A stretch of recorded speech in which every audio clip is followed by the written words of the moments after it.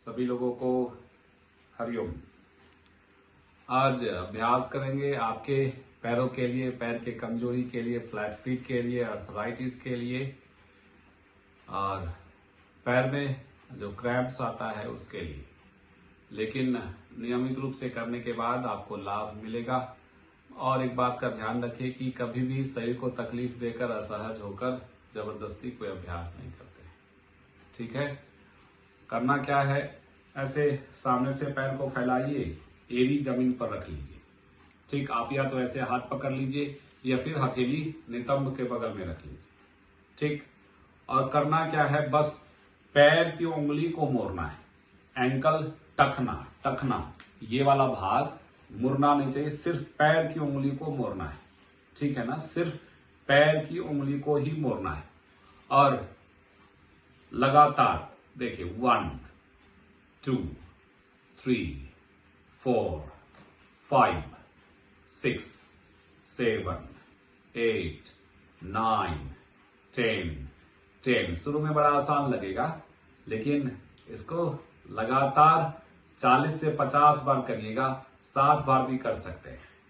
और फिर कुछ देरी के लिए रुकिएगा, 10 से 10 सेकंड रुकिएगा और फिर कंटिन्यू करिएगा। ऐसा 3 बार करिएगा, 50-50 का 3 बार, 50-50 का 3 बार। ऐसे हाथ रख लीजिए इच्छा हो तो, या फिर ऐसे हाथ रख लीजिए। ये जब आप करेंगे करके देखिएगा। शुरू में आपको लगेगा बड़ा आसान है, लेकिन जैसे जैसे नंबर ऑफ राउंड बढ़ेगा वैसे वैसे प्रभाव भी आपको पता चलेगा। ठीक है ना, ऐसा 50 से 60 बार कीजिएगा, या फिर आप जितने बार एक बार में कर सकते हैं करिएगा। और कुछ देरी रुकिएगा, फिर करिएगा। ऐसा कर कर 3 बार करिएगा। सुबह भी कर सकते हैं, शाम भी कर सकते हैं। करने से बहुत लाभ मिलेगा आपके पैरों में। आपके पूरे पैर का ताकत, स्ट्रेंथ बढ़ेगा।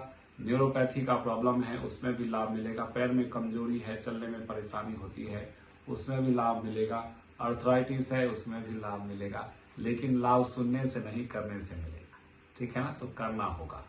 और एक बात का ध्यान रखिएगा कि कला ये है ना आपका एंकल टखना, ये नहीं मोड़ना चाहिए। सिर्फ पैर की उंगली, दोनों पैर का उंगली एक साथ, दोनों पैर का उंगली एड़ी जमीन पर टिका कर रखिएगा और तलवा पंजा सामने से उठाकर रखिएगा और पैर की उंगली को मोड़ते रहिएगा।